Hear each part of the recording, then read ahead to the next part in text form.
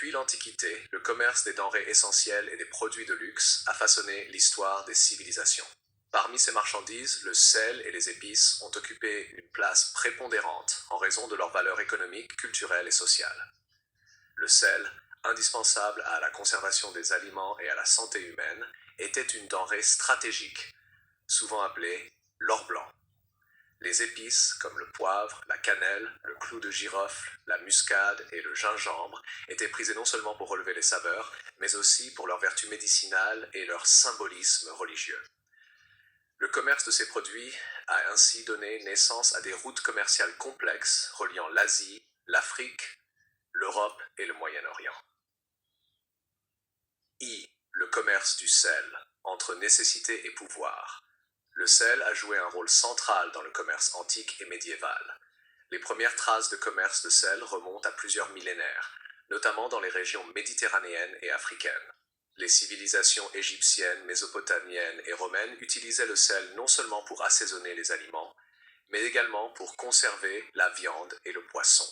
Sa rareté et sa valeur ont conduit à la création de véritables routes commerciales et à l'établissement de villes prospères autour des sources de sel. En Afrique de l'Ouest, par exemple, le commerce du sel transsaharien a été un moteur économique majeur. Des caravanes de chameaux transportaient des blocs de sel extraits des salines de Tagaza ou d'Ahagar jusqu'aux villes commerciales comme Tombouctou et Djenné. Ces villes échangeaient le sel contre de l'or, des esclaves et des produits locaux. Cette route transsaharienne, longue de plusieurs milliers de kilomètres, était extrêmement dangereuse en raison des conditions climatiques extrêmes et des raids de tribus hostiles, mais elle a favorisé un brassage culturel considérable et la diffusion de l'islam en Afrique de l'Ouest. En Europe, le sel était également crucial. Au Moyen-Âge, les villes de la Hanse ainsi que des cités italiennes comme Venise et Gênes ont prospéré grâce au commerce du sel importé de l'Atlantique et de la Méditerranée.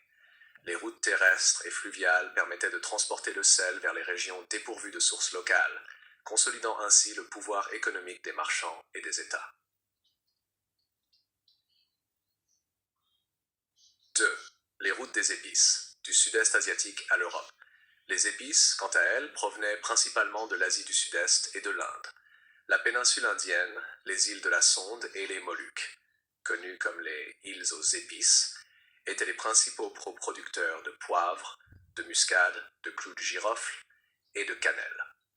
Le commerce de ces produits était si lucratif qu'il a suscité des explorations maritimes et des rivalités impériales, notamment à partir du Moyen-Âge et de la Renaissance. Les routes commerciales terrestres, comme la célèbre route de la soie, jouaient un rôle essentiel dans le transport des épices vers le Moyen-Orient et l'Europe.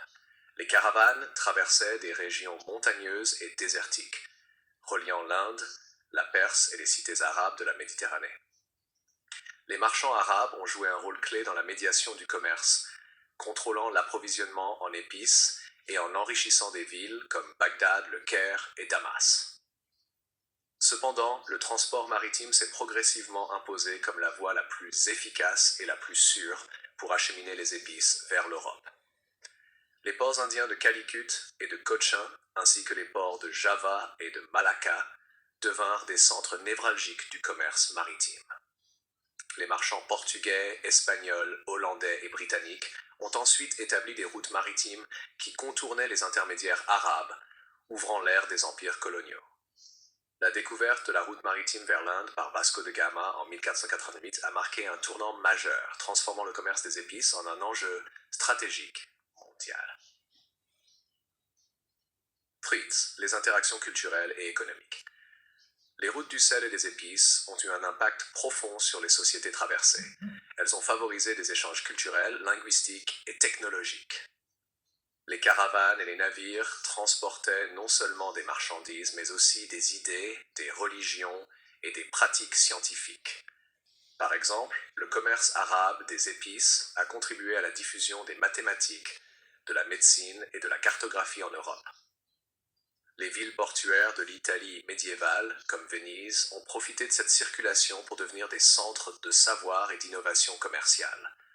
Sur le plan économique, le commerce du sel et des épices a été un moteur de développement urbain et d'industrialisation précoce. Les taxes sur le sel, comme la gabelle en France, ont constitué une source de revenus considérable pour les royaumes européens. Les épices, en raison de leur valeur et de leur rareté, ont créé une véritable économie de luxe, stimulant les marchés financiers naissants et la création de compagnies commerciales comme la Compagnie néerlandaise des Indes orientales.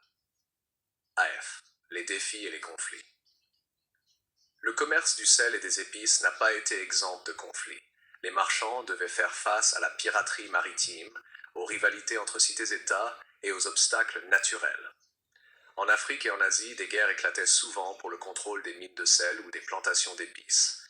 En Europe, la concurrence entre Venise, Gênes, Lisbonne et Amsterdam a conduit à des affrontements diplomatiques et militaires. La soif de ces denrées a même été un facteur déclencheur des grandes explorations et des conquêtes coloniales, transformant la géopolitique mondiale.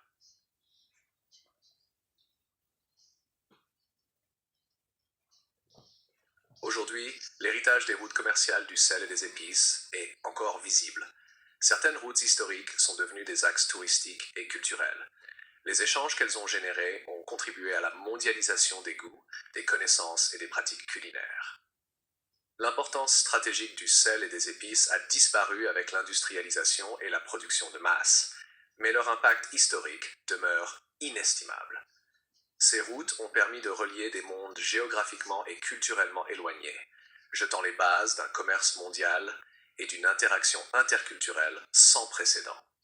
En somme, les routes du sel et des épices témoignent de la complexité et de la richesse des réseaux commerciaux anciens.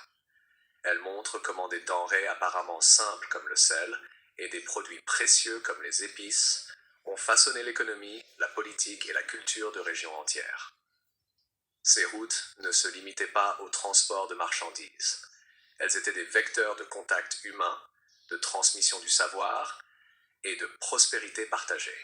Étudier ces échanges, c'est comprendre les fondements de la mondialisation moderne et la manière dont le commerce peut influencer durablement la société.